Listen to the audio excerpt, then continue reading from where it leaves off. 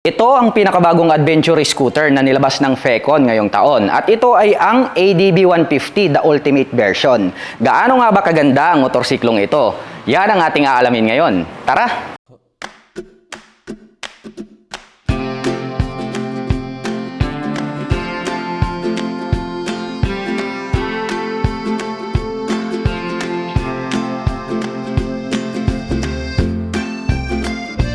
Pagdating sa kanyang physical appearance mga ka-LM, masasabi natin na very attractive din talaga yung kanyang dating.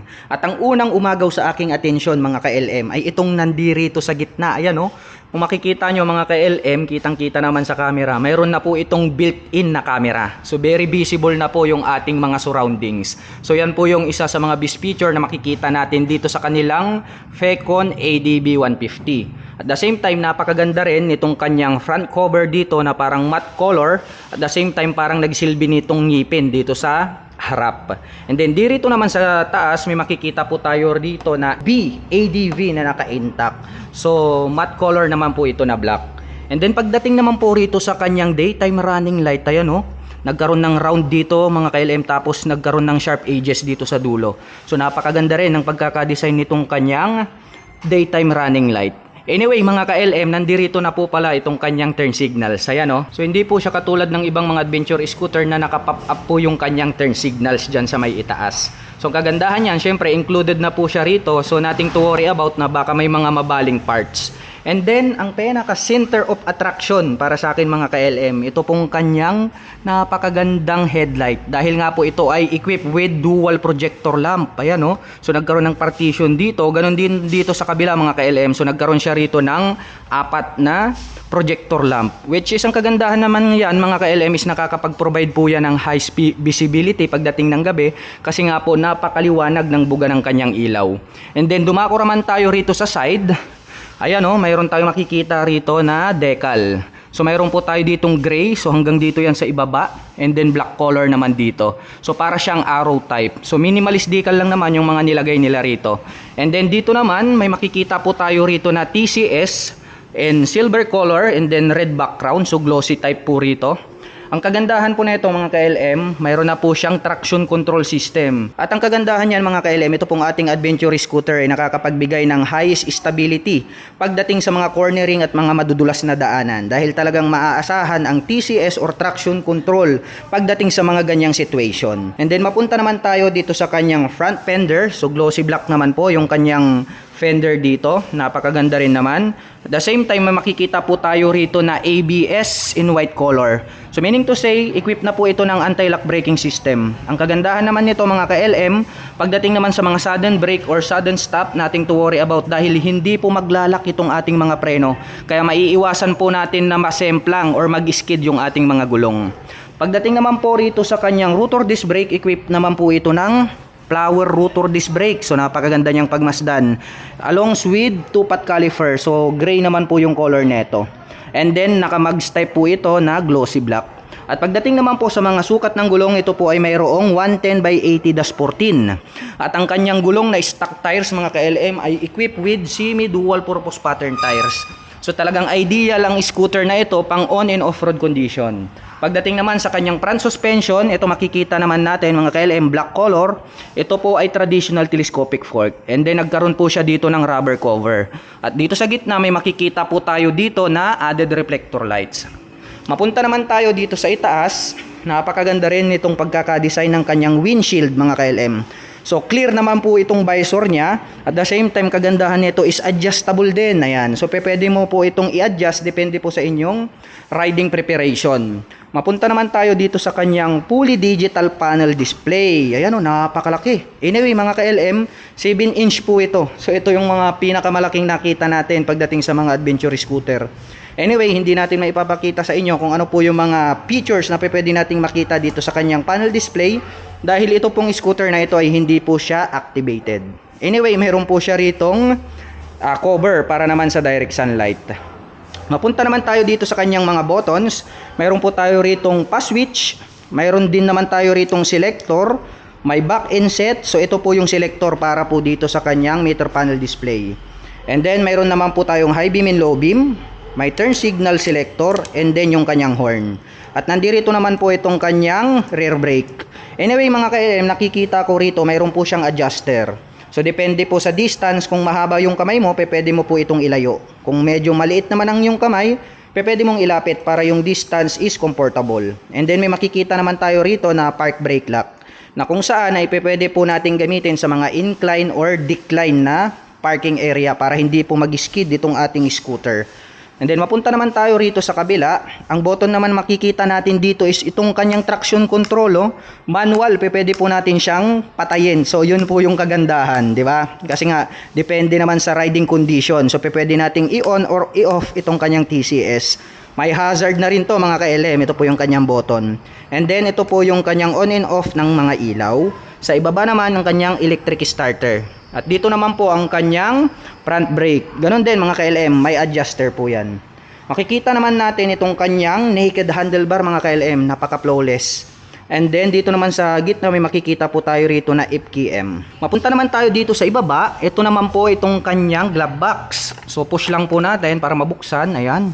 So maluwag din mga ka-LM itong kanyang glove box. And then ang mga makikita natin dito sa loob, ano ba itong mga nandirito? So mayroon tayo ditong cigarette lighter connection. So meaning to say, pwede po tayong gumamit dito ng car lighter siguro. Kasi yun yung nakikita kong sign dyan. I'm not sure. And then mayroong mga red and yellow dito na button. So ang mga nakalagay dyan na indicator is lock, activate, and then lock. So hindi natin alam kung para saan. So close na natin yan. Dito naman sa gitna mga ka-LM may makikita po tayo rito na USB charging port. Ayan o, USB ready na po siya. So para naman po sa mga kababayan natin na mahilig mag long rides, no, anytime anywhere pwede kayong mag-recharge ng inyong mobile phone kapag nalobat. Punta naman po tayo dito sa kabila. So nandito naman yung kanyang ignition. So anyway mga ka-LM, ang kagandahan nito is keyless na siya. So nandito po yung kanyang remote. Napakabigat din, oh. Premium looks yung datingan, and then yung feels. Mabigat talaga siya, oh. And then chrome color yung kanyang mga pindutan. Anyway, mga ka-LM, makikita natin dito, syempre, yung ating selector. So pwede nating i-select doon po sa mga certain na kailangan nating gamitin. For example, ito pong kanyang fuel. So meaning to say, magbubukas po itong kanyang fuel tank. Pero since hindi ito activated, hindi po natin yan mabubuksan. And then ang makikita po natin dito, mayroon po siya ritong auto on and off. So meaning to say mga ka-LM, ito po ay equipped with idling stop system. Ang ibig sabihin po niyan mga ka-LM, ito po yung kapag ikaw po ay nakahinto ng bahagya sa mga traffic situation, 5 to 3 seconds pwede pong mamatay yung engine ng ating motorsiklo. At kapag in-engage mo po itong kanyang throttle, mag-o-on na po yung ating engine. So sa ganung paraan ay nakakasave po tayo ng more fuel at the same time less emission. Mapunta tayo dito sa ibaba, makikita natin dito itong kanyang footrest. Ayan, oh. So medyo spacious din itong kanyang footrest mga ka-LM. Meron din po siya ritong footrest extension, and then rubber po yung kanilang ikinover dito. And then dito naman po sa kanyang side cover, so mayroon tayong makikita rito na decal na black, yung pahaba na yan, along with gray color. The same time nagkaroon ng bilog dito sa gitna, at may makikita tayo rito na ADB, ayan, oh. So naka-emboss po yan, black color. Nagkaroon naman ng 3-tone color combination dito sa ating colors. Kaya kung mapapansin nyo, very attractive din yung kanyang dating. So ito, glossy red, glossy black, and then chrome color na silver. Ayan. So subukan naman nating sakyan para makita natin kung fit ba itong ating paa dito sa kanyang footrest. So kasya naman, kasya naman. Kasyang-kasya naman.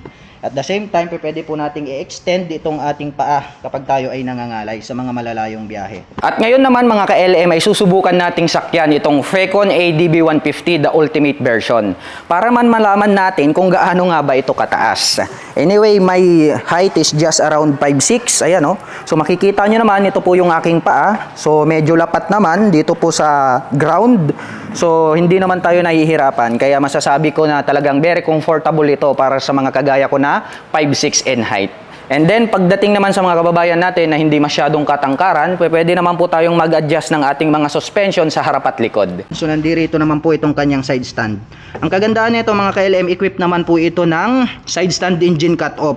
So ang kagandahan po nun, kapag naka-engage po itong kanyang side stand ay hindi po mag-a-activate ang ating scooter. So sa ganung paraan ay maiiwasan po nating madisgrasya dulot po nitong kanyang side stand. Nandirito naman po itong kanyang center stand. At the same time yung kanyang pillion step, ang ganda rin ng pagkaka-design. Ayan oh. Pit na pit dito sa kanyang lagayan. So chrome color naman po yan. Pagdating naman po dito sa engine, ayan oh. So matte black color itong kanyang engine. And then nakalagay rito is hybrid. So hybrid na din pala itong engine itong isang ito mga ka-LM. So anyway, yung mga hybrid, different naman po yung mga specs niyan. Sometimes mayroong power assist, yung iba naman for efficient or fuel efficiency, di ba? Less emission. So depende kung ano po yung specs na inilagay nila diyan sa kanyang pagka-hybrid. And then mayroon naman pong FKM na nakalagay rito na naka-intact. At the same time, ito po kanyang air filter, may nakita po tayo rito na nakalagay is 4 valve liquid cooled. Ayan oh. So naka 4 valves na po to. Malakas po yung kanyang hatak. And then naka liquid cooling system, so pwede ibabad natin pagdating po sa mga malalayong biyahe, nating to worry about. Dahil nga ang liquid cooled ay maaasahan pagdating sa mga babaran. At dito naman sa kanyang side cover, may makikita tayo rito na red color along with gray. So hanggang dito sa dulo yan. And then may makikita tayo rito na FKM. So ito naka-emboss to in chrome color. So attractive din yung kanyang dating. Punta naman tayo rito sa kanyang grab bar. Ayan oh, napakaganda rin itong kanyang grab bar, sturdy feels and then silver color. At ang kagandahan niyan, mayroon na po siyang lalagyan ng top box. So built-in na yan. Hindi mo na kailangang bumili. Paglabas po ng kasa, pwede na po kayo agad maglagay dito ng top box. Mapunta naman tayo dito sa kanyang shock absorber. Ayan, napakaganda rin pala ng inilagay ni RAL rito mga ka-LM dahil equip po ito ng dual sub-tank shock absorber. So anyway, ang ganda rin ng kulay kasi nga gold color along with silver, tapos glossy black naman po itong kanyang coil spring. Napakaganda rin yung pagmasdan. Anyway, nakakapagbigay po ito ng more reliable pagdating po sa smooth na bouncing performance. Kaya napakaganda talaga nitong mga dual sub-tank shock absorber. Mapunta naman tayo dito sa likod, dito po sa kanyang taillight. Ayan, napakaganda nitong pagkakadesign ng kanyang taillight. So B-shape design yan mga ka-LM. LED na po yan. At ang kagandahan yan mga ka-LM, ayan oh, nakikita nyo itong naka-emboss dito na nakaumpok. Mayroon po yung camera na built-in. So yan po yung isa sa mga nagustuhan ko sa kanyang best features. The same time, nandito naman po yung kanyang turn signal. So LED na rin po yan. Mayroon po tayong added reflector sa gitna. Mayroon din po tayo ritong plate light.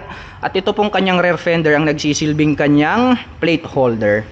Then mapunta naman tayo sa kanyang braking system. Dito po sa baba. Ayan, so equip po siya ng flower rotor disc brake along with single pot caliper na dark brown. At pagdating naman po dito sa kanyang gulong, ito po ay mayroong 130/70-13 at CST tires po yung kanilang nilagay rito. At the same time, napakaganda talaga nitong kanyang semi-dual purpose pattern tires. At makikita natin mga ka-LM na mayroon pa po itong second motion na rear fender. So ito po, nilagay nila ito, medyo mahaba, para just in case mga LM pagdating po ng mga rainy season ay maiwasan po nating matalsikan itong body parts ng ating scooter. And then very attractive din mga KLM itong kanyang stock na exhaust pipe. Ayan oh. So nagkaroon po siya ng touch ng carbon dito, black po yan. Yung kanyang tip is matte black. And then chrome color naman po itong nandirito sa gitna. Pagdating po rito sa kanyang head protection guard. And then nandirito naman po itong kanyang radiator cover. And then pagdating naman po rito sa kanyang upuan, sturdy feels at the same time no, napakaganda nitong nilagay nila itong kanyang seat cover. So ang ganda ng pagkakatahi niya mga KLM. It gives more premium looks. Ngayon naman ay bubuksan natin itong kanyang underseat compartment. Ayan. So itong kanyang underseat compartment mga ka-LM, enough naman po. Kasi nga kung mapapansin natin, no, para lang po siyang Honda Click like that. Pero enough na po yan mga ka-LM. Marami na rin po tayong mailalagay dyan na mga personal belongings. At ang presyo po ng ating pinakabagong Pecon Venture 150, the ultimate version, ay nagkakahalaga po ng 170,000 pesos. At para naman sa mga kababayan natin na nakapanood ng video na ito at interested na kumuha ng motor na ito, ay maaari nyo po silang bisitahin dito po sa Carmack Dagupan, Pangasinan. At ito naman po ang kanilang contact number na maaari nyo pong tawagan or i-text para sa lahat ng inyong mga inquiries. At para naman po sa mga kababayan natin na gustong magpunta rito, ang kanila pong operation time is starting 8 AM until 5 PM from Monday to Saturday.